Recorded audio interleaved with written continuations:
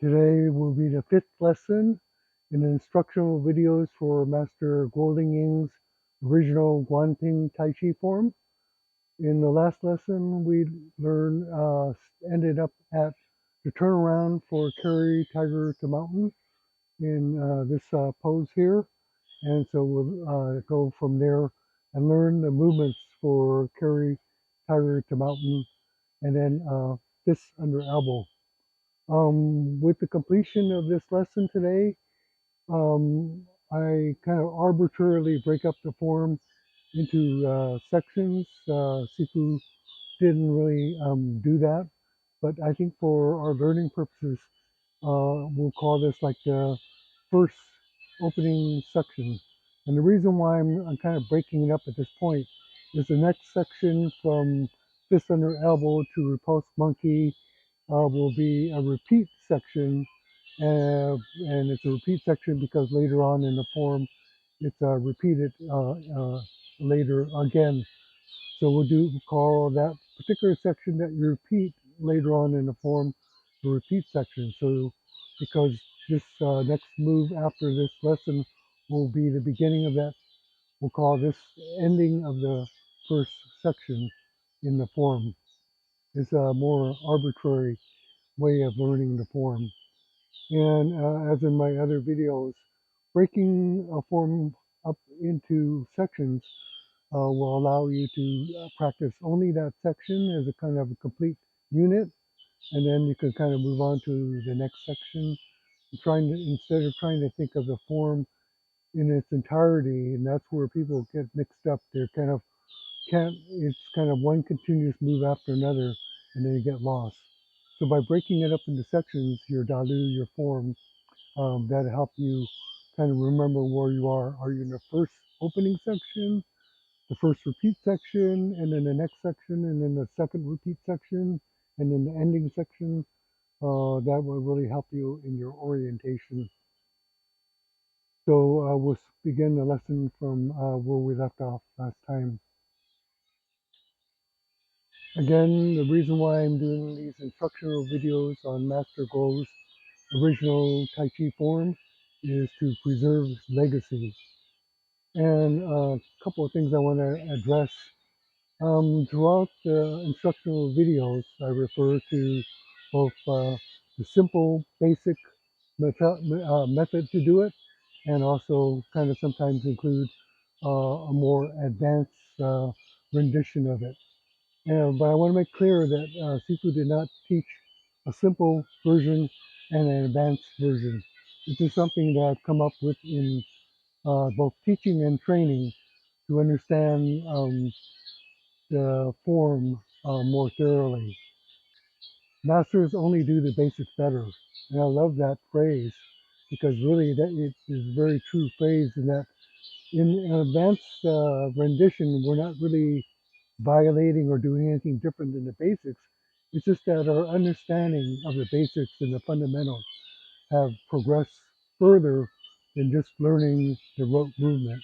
And so when I show maybe an advanced rendition of how to do the same exact movement, but because I'm trying to do these instructional videos very much for beginners trying to learn the form, I'm going to stick with a very simple methodology of teaching it.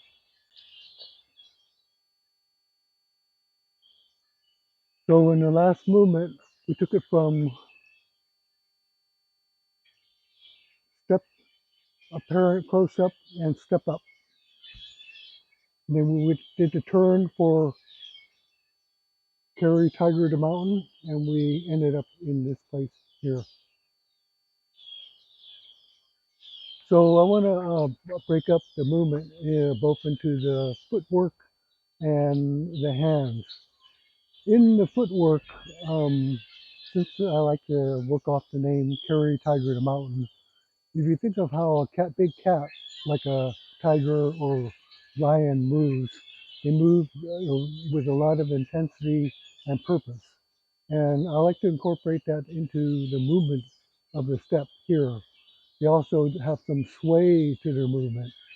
And so also If you compare the footwork of this to, say, when you're ice skating,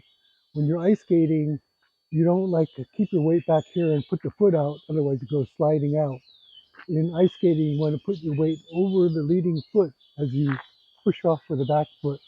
And so in the same way, the footwork is done the same. Step, step, step.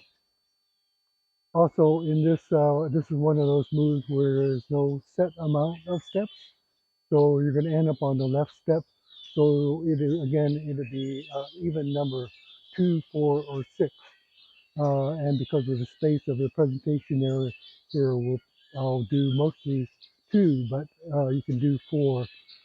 And also when you're learning it, you can do a much longer line just to get the feeling of the footwork. So from here, you're going to like raise the foot and then step forward right onto the left foot, and then step forward onto the right foot, and then step forward onto the left, and so forth. Um, One of the things you want to avoid, which sometimes I see people doing, is that they're kind of leading with that foot like that. So you want to step with, think of the lion moving the way it sways when it moves. Do it this way too. So it's stepping with purpose on that foot. The speed of it is not done slowly like you see a lot of young Taiji. So it's not like super slow like that, but it's done with a little bit more young intensity like that. The arms are making a shoulder width circle. So again, from here, you're going to go to this position. This fingertips are about where your wrists are, and they stay in that same position. Because your left foot forward, the left arm is going to be forward. If you were doing like an opposite Tai Chi set, right foot forward, then the right hand is going to be forward. So left hand forward, right hand by the wrist, making a circle about shoulder width. Okay, so you notice that the arms are elastic and soft. They're not rigid, moving only from the shoulder. The whole body sways, which creates the movement for the arms, like that. So one way of learning this move will be to practice the stepping separately, the arms movement separately, and then incorporating both. We'll start off with from here. So you're going to raise the left leg up, and then take the step into the left. And as you get to the left position, the hands and will be at 9 o'clock position. As you step to the right, it'll be 3 o'clock position. So just remember that. Left side 9 o'clock, right side 3 o'clock. So just to practice it, you can just practice circling the hands like this. So you notice that my body sways with the movement, like that. The center of the circle should be about right in the middle of your chest.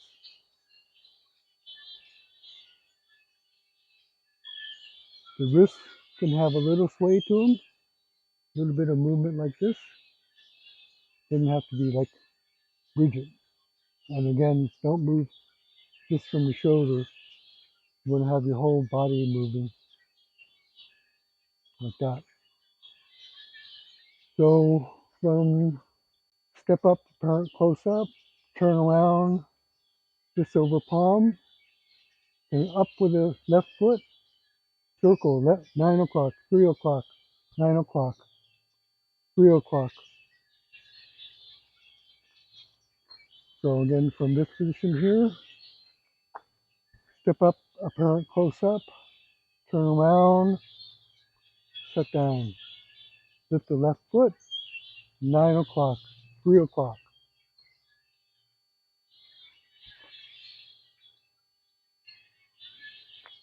So actually, because you're coming off the left and you're going to step into the horse from there, you're going to end up on the right side, not the left side. Instead of like ending up on the left side and then punching. So again, from apparent, step up, close up, turn around, lift the heel, come to that position that we ended in. From here, you're going to raise the foot and step into the 9 o'clock, 3 o'clock, 9 o'clock. So it's going to look like this.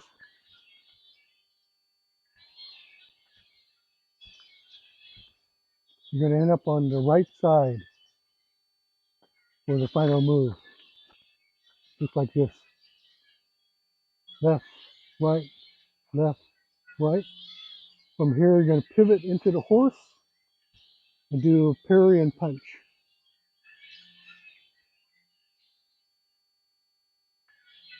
So again, I'll do from here, I'm going to do 2. Up with the foot, left side, right side, parry and punch. Unlike rush knee twist step where you come forward with the hand to do the parry and punch, you're going to go right from this 3 o'clock part of the circle right into the parry and punch. So it looks like from the right foot and 3 o'clock position right into the parry and punch. Make sure that you step into the horse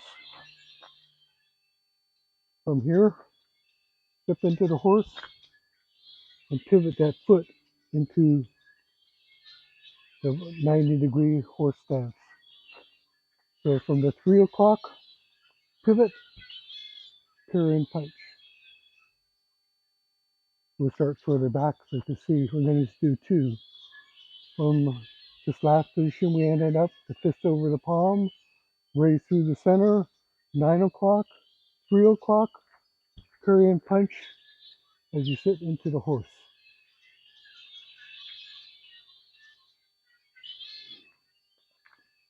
So again, practicing the circle here, and you get to practice again the parry and punch from that, just the hand movement here. Going to go from 3 o'clock into here. My understanding of this movement, if you're familiar with other martial arts, think of it as engaging or bridging. Bridging in Wing Chun is to make contact with the opponent's arms. And engaging is the same concept where you're kind of circling for contact. And as soon as you make the contact, then you would be the fist underneath the parry and punch. So that's what I see this movement kind of the idea of the functionality as. So you're doing it as you're advancing forward like that. So again, let's take it from the last position here, turn around where we end up last lesson, come up through the center, 9 o'clock, 3 o'clock, shift into the horse, parry and punch. That's the Curry Tiger to Mountain. So when you're practicing the walking, left, right, left, right.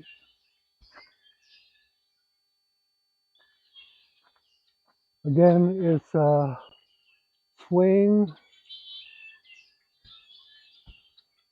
and having the weight on the front foot. So stepping with intention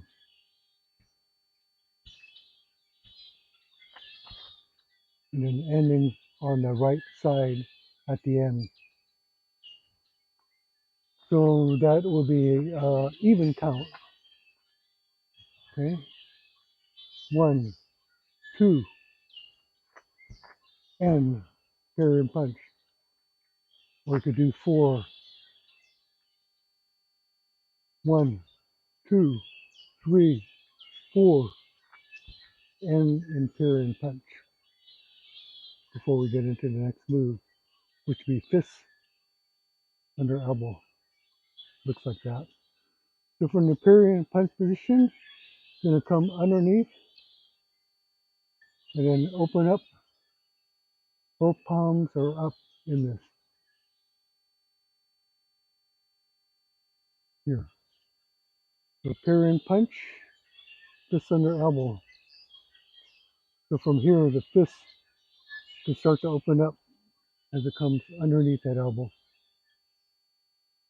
Parry and punch, fist under elbow.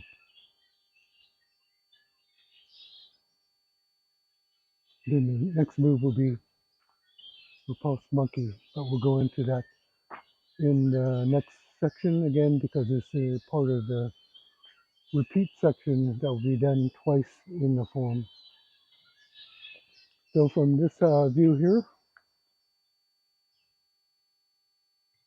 from the turnaround, lift the foot up, 9 o'clock, 3 o'clock, left, right, on the right side, pivot into the horse, and do the parry and punch. And from here, fist under elbow.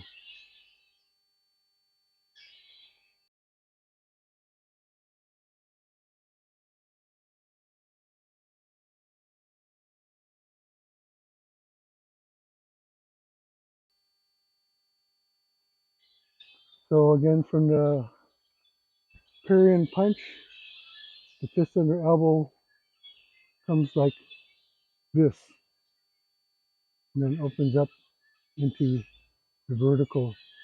Left palm by your hip, and right palm facing you about nose level, but off in front of the shoulder, not in the center. Here, just to the right of center.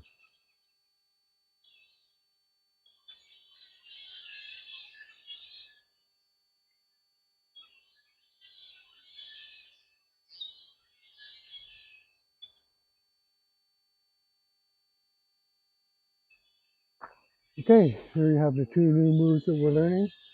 Carry Tiger to Mountain,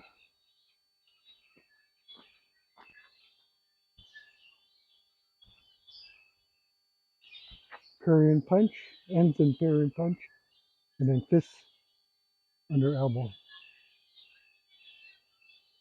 In the booklet and the way the Sifu taught the form, Carry Tiger to Mountain goes from that turnaround that we did, and then the stepping into parry and punch. He doesn't like call parry and punch as a separate move again. It's just part of the second parry and punch is part of the Carry Tiger to Mountain, and then you go into the next move, fist under elbow, and then the next move would be repulse monkey. So here. Okay, if you have any questions, leave them in the comment section, and I'll be sure to get back to you. Thank you.